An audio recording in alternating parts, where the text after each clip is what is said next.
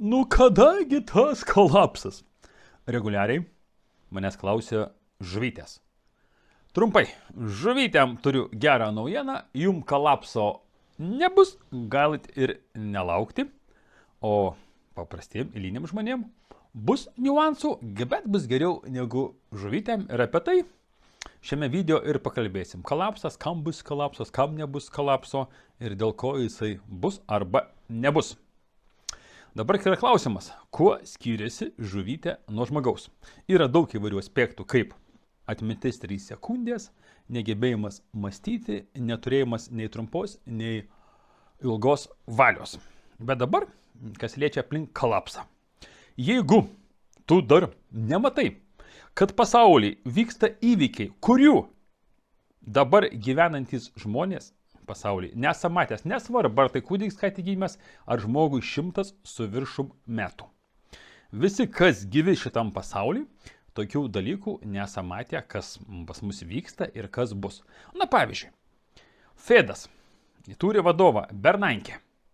Žmogus, kuris vadovauja dolerių spausdinimui, pareiškė, nežinau, kas darosi su ekonomika ir nežinom, ką daryti.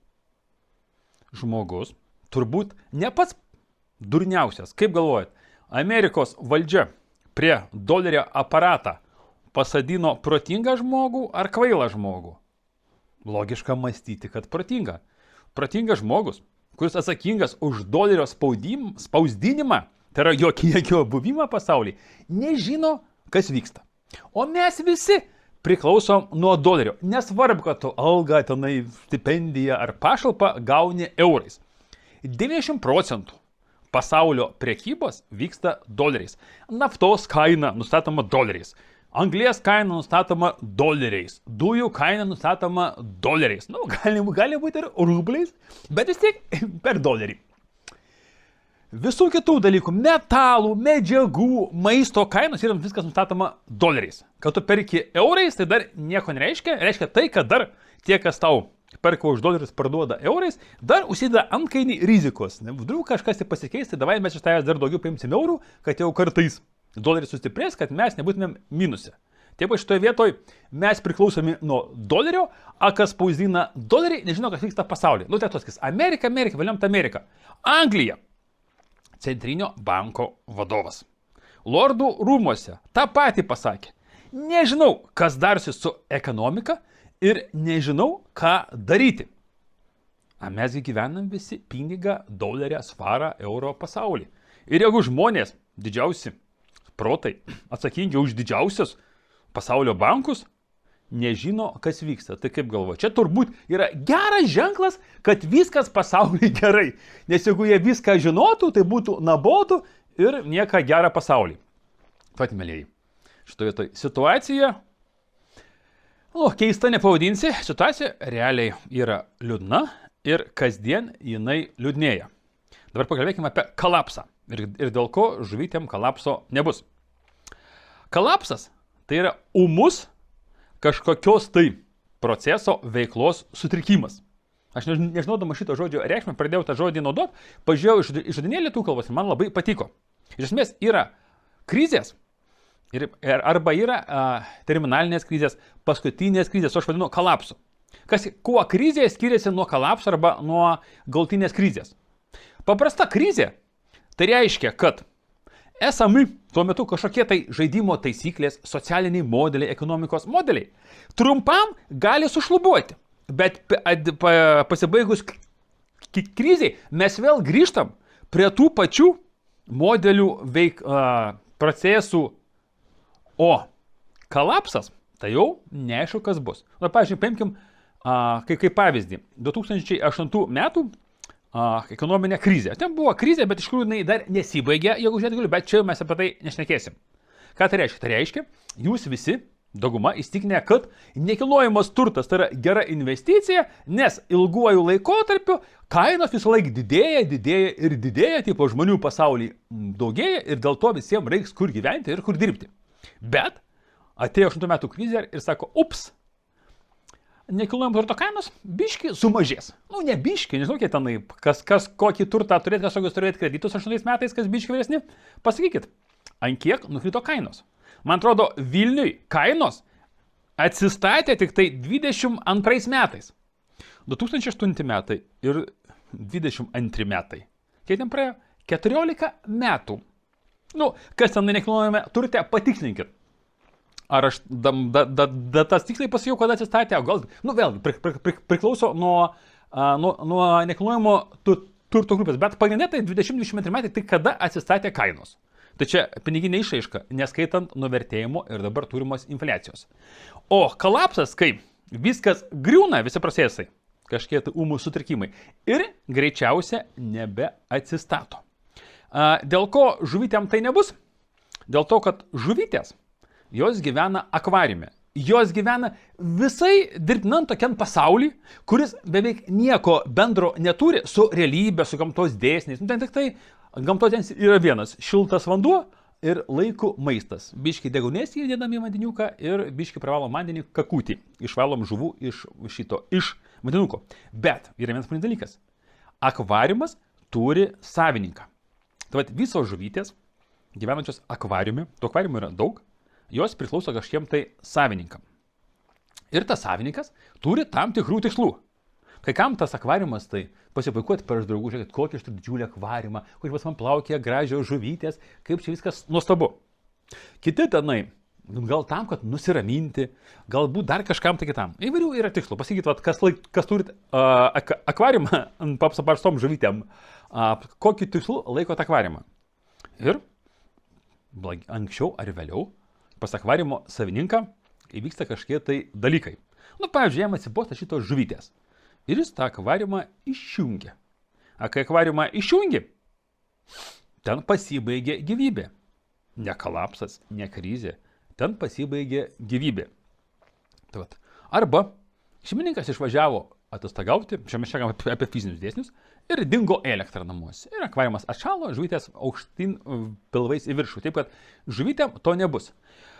O dėl ko nebus? O dėl to, kad jos, realiai dabar mes grįžtam į paprastesnį paaiškinimą, be jokių metaforų, kad jos gyvena virtualiam pasaulyje, su realiu pasauliu nedraugauja dėl psichologinių problemų, dėl psichologinių problemų ir dėl mąstymo proceso nebuvimo. Nes mąstymo procesas tai yra davaliai sudėtingas reikalas, labiausiai jis yra sudėtingas, tai jisai naudoja labai daug energijos. O dabar pasakykit man komentaruose, kas iš jūsų turit daug energijos, arba galite pasakyti, turi energijos perteklį. Manau, kad beveik nebus nei vieno komentaro, kas jis turėtų energijos perteklį ir nežino, kur tą energiją dėti. Rašykit. Jeigu neturit kur energijos, irgi niuansas reiškia, irgi nežinot, kas yra gyvenimas ir kaip tai gyventi. O kaip tik šiandien bus tiesioginė transliacija projekte Norai pildosi apie tai, norit jūs gyventi ar nenorit jūs gyventi, dėl ko jūs nenorit gyventi, apie tai ir pakalbėsim, grįžtam prie mūsų žuvyčių. Taip, kad tie, kas vaikšto ant žemės, realiam pasaulyje, nors biški žiūri, skaito ir masto, aš jums pasakiau 2 dalykus, kurie rodo, kad situacija nekokia. O tų dalykų yra milijonai. Aš nebešnekėsiu apie vertybės, nešnekėsim, kas ten vyko Anglijoje, kur tiesiai šviesiai parodė, ką valdžia vakarų pasaulio, bent jau Europos, darys su baltaisiais. Greitąja tvarka, greitieji teismai, kiek ten kokius Anglijoje, 4000 baltųjų nuteisė už tai, kad jie bandė atsikavoti arba padaryti tvarką savo miestuose, rajonuose. 4000 baltųjų Anglijoje nubaudė greituoju teismu. Kam įdomu, pažiūrėkit Anglijoje tą informaciją, arba jau kažką žiūrit iš Anglijos, papasakit, kaip ten jūsų valdžia, jūs jau ten gyventi, tai jūsų valdžia. Greičiausiai turit pilietybę ir valdymą gyventi, gal net ir balsuojat, kaip jūsų valdžia su jum baltaisiais labai fainai ir normaliai susitvarko. Tai čia vėlgi vienas, ta prasme, vinis į tą patį karstą mūsų gyvenimu. Taip pat žuvytės, jūs būkit ramios, jum elektrą išjungs ir jūsų gyvenimo nebus. Kažkas nesąmonė, tu čia nesupranti, aš čia dirbu kažkiantą ten ofise, firmoje, užsienio kompanijos nuostabioj, mes čia sėdėm dideliam ofise ir aš pats svarbiausia šitoje firmoje. Yra tokių žiūrinčių ofiso planktono arba efektyvių menagerių, kurie jūs patys svarbiausia kompanijoje, kur gaunat gerus atlyginimus, turit gerus namus, geras mašinas. Yra tokių čia žiūrovų, ir kurie galvojat, kad jūs nepakeičiami ir jūs, jeigu ten atleis, tai kitur rasit darbą. Tai čia irgi žuvytė, irgi jūs laukia tas pats likimas. Iš darbo jūs išmes ir jūsų akvariumas bus realiai atjungtas. Palaukit, kas bus. Jau kartais darbo nesurasit, bet ramu, jūs galvojat nemokat, a visi kiti, susimastykit. Dar kartą jums rekomenduoju, aplinkas vyksta ir pažiūrėkit, kaip galit pasiruošti. O kaip tam visam pasiruošti, šitam kanale yra ne vienas ir ne du video. Jau kažkokios dar jums neužtenka informacijos, ko dar trūksta, kaip pasiruošti, ką daryti, galbūt kaip mąstyti, kuria kryptim. Rašykit komentaruose, klauskit, ateikite tiesioginės transliacijas, užduokit klausimus ir vystysimės. Visiems kartu pasiruošti yra lengviau.